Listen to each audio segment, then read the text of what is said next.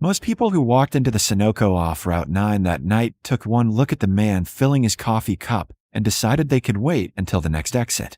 He stood 6 feet 4 inches easily, shoulders like load-bearing beams, a beard streaked with silver that hadn't seen a barber in years. The leather vest he wore carried the red and white patch of the Hells Angels, stitched across the back with the kind of authority that made conversations die mid-sentence. His name was Victor Reaper Kane, and he had spent 30 years earning a reputation that kept most people at a careful distance. But the elderly woman shuffling toward the counter with a gallon of milk didn't seem to notice. Or maybe she just didn't care.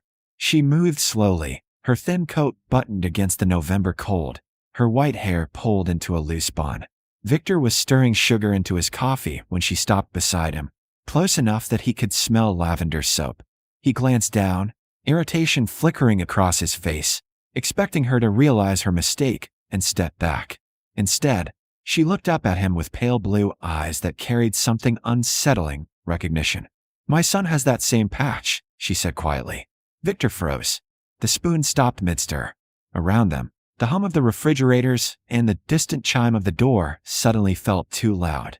Because there were only two kinds of people who wore the patch on his back: brothers who earned it through blood and years on the road, and the dead. "Ma'am," Victor said carefully, his voice a low rumble, "I don't think you understand what this patch means." She smiled faintly, the kind of smile that carried decades of exhaustion. "I understand perfectly. My son wore it for 23 years before he disappeared." The word hung in the air like smoke. Victor set the coffee down slowly. "What's your son's name?" "Daniel Kane." The gas station tilted. Victor gripped the counter to steady himself, his knuckles going white against the chipped formica. Because Daniel Kane wasn't just a name from the past. Daniel Kane was his younger brother, the one who had vanished 15 years ago without a word, without a trace, leaving behind nothing but questions and a family that had long since stopped looking for answers. Victor turned fully now, studying the woman's face. He saw it immediately: the shape of her jaw, the set of her eyes. Features he recognized from faded photographs his mother used to keep on the mantel before grief made her put them away. "You're Evelyn Kane," he said slowly. She nodded. "And you're Victor. Danny talked about you all the time before he left." Her voice cracked slightly. "Before he disappeared." The cashier pretended not to listen, but the kid stocking shelves had stopped moving entirely. Victor's mind raced, processing information he hadn't thought about in years. His brother Danny had patched into the club young. Too young maybe, riding hard and fast through his 20s before one day, just gone. No goodbye, no body, just an empty apartment, and a voicemail that said he needed to handle something and would explain later. Later never came. "Mrs. Kane," Victor said quietly, "why are you telling me this now?" Evelyn reached into her coat pocket and pulled out a small envelope, worn soft at the edges like it had been carried for years. She held it out with trembling fingers. "Because 2 days ago, someone slipped this under my door," she whispered. "And I think my son might still be alive." Victor took the envelope carefully, as if it might disintegrate in his hands. Inside was a single photograph, grainy and dark, showing a man sitting on the edge of a bed in what looked like a basement or a concrete room. The man's face was turned slightly away from the camera, but the build was right. The posture was right. And on his shoulder, barely visible in the dim light, was the blurred outline of a tattoo Victor had watched his brother get 20 years ago, a hawk in flight with the words, "Born Free" beneath it. On the back of the photo, someone had written 3 words in block letters: "He's still here." Victor's chest tightened. His breath came shallow. Around him, the gas station faded into background noise as every instinct he'd honed over 30 years of riding, fighting, and surviving told him this wasn't a hoax. "Where did this come from?" he asked, his voice barely above a whisper. "I don't know," Evelyn said, tears gathering in her eyes. "But I've been looking for my son for 15 years, and nobody would help me. The police stopped returning my calls. The club told me to let it go." She looked up at him, her voice breaking. "But you're his brother. If anyone will believe me, it's you." Victor stared at the photograph, his mind already racing through names, places, old debts, and older enemies. Because if Danny was alive after all this time, someone had kept him hidden. And people didn't stay hidden for 15 years unless someone very powerful wanted them to. He folded the envelope carefully and slipped it into his vest. "Mrs. Kane," he said quietly, I'm going to find out what happened to your son." She nodded, relief flooding her face even as tears spilled over. What Victor didn't say, what he didn't need to say, was that if his brother was still breathing after 15 years of silence, then someone was about to answer for every single one of those days. And Reaper Kane always collected his debts. The clubhouse sat at the end of a gravel road outside town, surrounded by tall pines and the kind of silence that only came from isolation. Inside, the air smelled of motor oil, old leather, and decades of cigarette smoke absorbed into wooden beams. A dozen Hell's Angels sat around the scarred table in the center of the room, their vests hanging heavy on broad shoulders, their faces hard with the kind of experience that came from living outside the law's comfortable boundaries. Victor Reaper Kane stood at the head of the table, the photograph from Evelyn Kane spread flat before him under the dim overhead light. Nobody spoke for a long moment. Finally, Marcus Pitbull Salazar, the club's sergeant-at-arms, leaned forward and squinted at the image. "You sure that's Danny?" "The tattoo matches," Victor said. "The build matches. And my mother didn't imagine someone slipping this under her door." 15 years, another writer muttered. If he's been alive this whole time, why wouldn't he reach out? Victor had been asking himself the same question since leaving the gas station. The only answer that made sense was the one he didn't want to believe. Danny couldn't reach out, which meant someone was holding him, or had been holding him.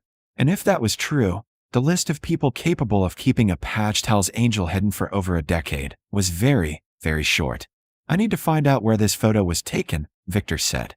"And I need to know who delivered it." Pitbull tapped the table with a thick finger. "Your mother got any security cameras?" "She lives in a rent-controlled apartment from 1987. The lock barely works." "Then we start with enemies," Pitbull said. "Who had problems with Danny before he disappeared?" Victor exhaled slowly. That was the hard part. Because Danny had been wild in his 20s, loyal to the club, but reckless. He'd run guns across state lines, collected debts from people who didn't pay willingly, and more than once had stepped on toes that belonged to dangerous men. But the one name that kept surfacing in Victor's memory was Leonard "Smoke" Hastings, a former club member who had been kicked out 3 months before Danny vanished. Smoke had been dealing on the side, skimming profits, and when the club found out, Danny had been the one who delivered the beating that sent Smoke to the hospital. 2 weeks later, Smoke disappeared. And a month after that, so did Danny. At the time, the club had assumed Danny went underground to avoid retaliation. But what if it had been the other way around? What if Smoke had taken Danny first? "Smoke Hastings," Victor said aloud. The room went quiet. "He's been off the grid for years," Pitbull said carefully. "Last I heard, he was running a chop shop operation somewhere in the northern counties. Keeps a low profile. No one's seen him in a decade. Then it's time someone did." Victor pulled out his phone and scrolled through old contacts until he found a name he hadn't dialed in years. Jimmy Wrench Callahan, a retired angel who'd stayed connected to the underground even after hanging up his vest. If anyone knew where Smoke was hiding, it would be Wrench. The call connected on the third ring. "Reaper," Wrench's gravelly voice came through. "Didn't expect to hear from you. I need a location on Leonard Hastings." A long pause. "You digging up old graves?" "Something like that." Wrench sighed. "Last I heard, Smoke's running a compound about 60 miles north of the state line. Fenced property. Guard dogs. The kind of setup that says he doesn't want visitors. Send me the coordinates." "Reaper, if Smoke's been hiding that long, it means he's connected to people who'll make you disappear too." "He already made my brother disappear," Victor said coldly. "I'm just returning the favor." The line went quiet. Then Wrench said, "Coordinates coming through. But you didn't hear it from me." Victor ended the call and looked around the table.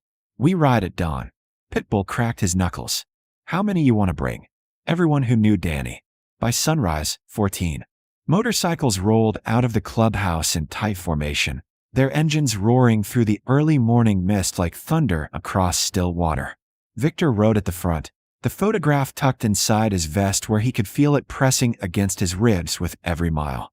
They rode hard, barely stopping, until the pines gave way to flat farmland and the GPS led them down a narrow dirt road toward a cluster of buildings surrounded by chain-link fencing topped with barbed wire.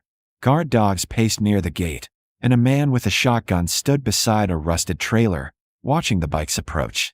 Victor stopped 50 yards out and killed his engine. The others followed.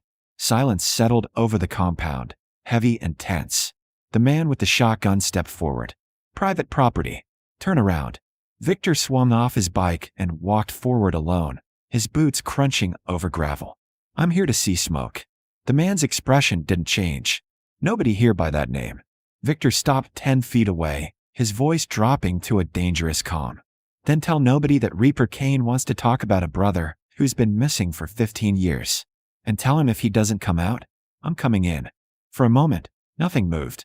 Then the door to the main building opened, and a man stepped out. Older now, grayer, but unmistakable. Leonard "Smoke" Hastings. He looked at Victor, and something flickered across his face. Not surprise, not anger, guilt. "You shouldn't have come here," Smoke said quietly. Victor's jaw tightened. "Where's my brother?" Smoke glanced toward the largest building on the property, then back at Victor. And in that single glance, Victor knew. Danny was here. The basement smelled like damp concrete and old fear. Victor descended the narrow staircase behind Smoke Hastings, every muscle in his body coiled tight, ready for a trap. Pitbull and 3 other riders followed close, their boots echoing in the confined space. At the bottom, a single bulb swung gently from a wire, casting long shadows across a row of storage crates, and a heavy steel door set into the far wall. Smoke stopped in front of the door, his hand resting on the deadbolt. He looked older up close, worn down by years of looking over his shoulder. "Before you go in," he said quietly, "you need to understand something. I didn't take him to hurt him. I took him to save him." Victor's fist shot out and slammed Smoke against the wall, pinning him by the throat. "You've got 10 seconds to make that make sense." Smoke didn't fight back. His voice came out strained but steady. 15 years ago, your brother found out something he wasn't supposed to know. About a deal the club made. A deal with people you don't say no to. What deal? Guns. Military grade. Being moved through our routes for a federal task force running an off-books operation. Smoke's eyes were bloodshot, desperate. Danny found shipping manifests. Names. He was going to blow the whole thing open. And the people running it, they don't leave witnesses. Victor's grip tightened. "So you made him disappear instead." "I made him vanish before they made him dead," Smoke snapped. "They came looking. They tore apart his apartment.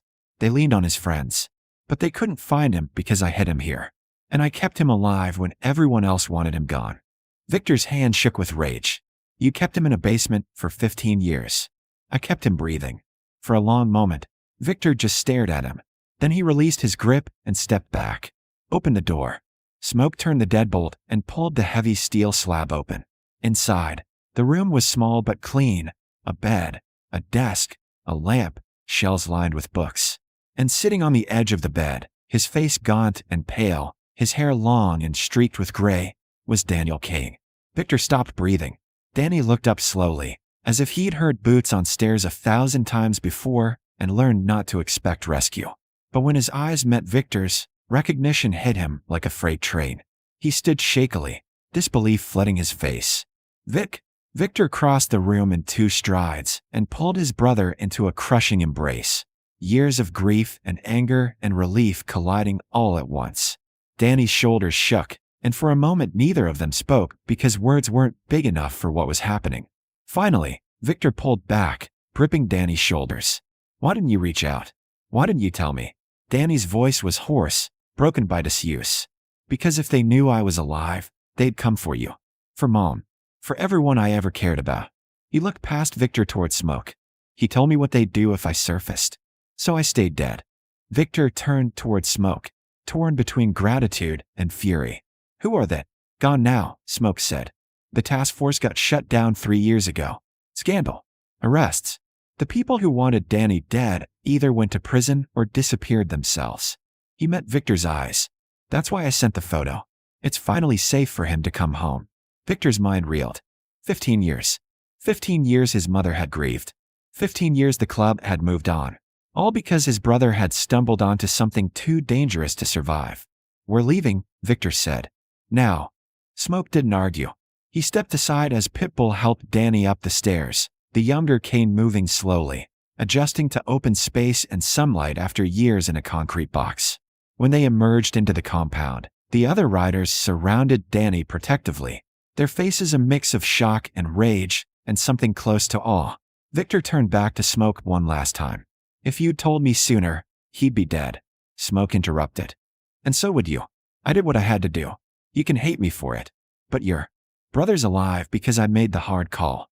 Victor stared at him, jaw tight. Then he nodded once. Not forgiveness, but acknowledgement, and walked away. 3 days later, Victor stood outside his mother's small apartment, Danny beside him. His brother had showered, shaved, borrowed clothes that almost fit. But the years were still written on his face, carved deep by isolation and fear. Victor knocked gently. When Evelyn Kane opened the door, she looked at Danny for a long, breathless moment. Then her knees buckled, and both sons caught her as she wept. Inside, over tea and slow conversation, Danny explained what had happened. The guns. The task force. Smoke's desperate decision. Evelyn listened, holding her son's hand like she might lose him again if she let go. I'm so sorry, Mom, Danny whispered. I'm sorry you thought I was gone.